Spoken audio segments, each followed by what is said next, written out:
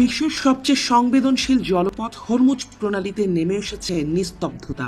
তবে এই নিস্তব্ধতা শান্তির নয়, বরং এক মহাপ্রলয়ের পূর্বাভাস।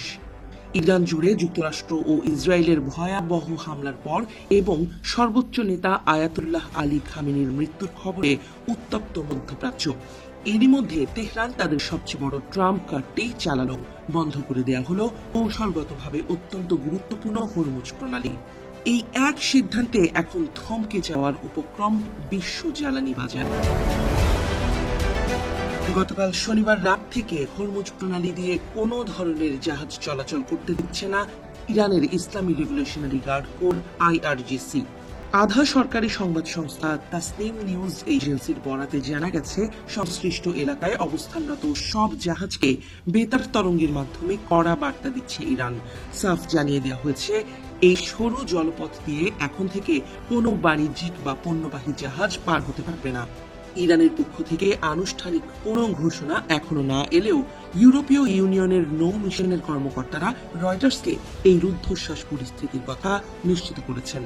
VHF রেডিওর মাধ্যমে জাহাজগুলোকে বারবার সতর্ক করা হচ্ছে যেন তারা এই পথ এড়িয়ে চলে। IRGC এর এই কঠোর অবস্থানে পারস্য উপসাগরে আটকা পড়েছে কয়েকশো তেলের ট্যাঙ্কার ও মালবাহী জাহাজ।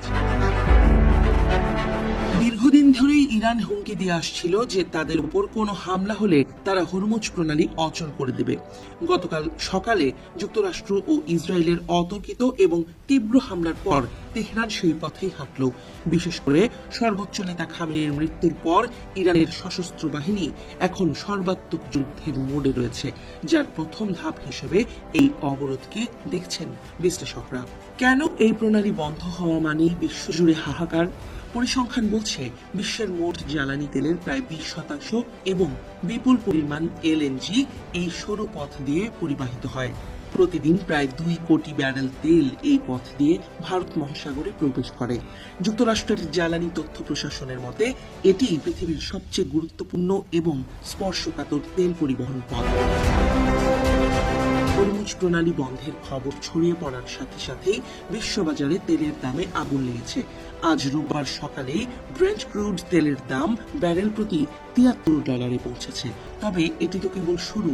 বিনিয়োগ প্রতিষ্ঠান গোল্ডম্যান স্যাক্স এবং ভারতের ইকুইরাস সিকিউরিটিজ সতর্ক করেছে যে এই অবরোধ দীর্ঘস্থায়ী হলে তেলের দাম $100 থেকে $110 ছাড়িয়ে যেতে পারে মুহূর্তেই। বিশেষজ্ঞদের মতে হরমুজ প্রণালী বন্ধ থাকা মানে বিশ্ব অর্থনীতির চাকা থমকে যাওয়া। সরবরাহ ব্যবস্থা ভেঙে পড়লে কেবল মধ্যপ্রাচ্য নয়, এশিয়া ও ইউরোপের দেশগুলো ভয়াবহ বিদ্যুৎ ও জ্বালানি সংকটে পড়বে। মুদ্রাস্ফীতি আকাশচুম্বী হবে এবং পরিবহন ব্যয় কয়েক গুণ বেড়ে যাওয়ায় নিত্যপণ্যের দাম সাধারণ মানুষের নাগালের বাইরে চলে যাবে।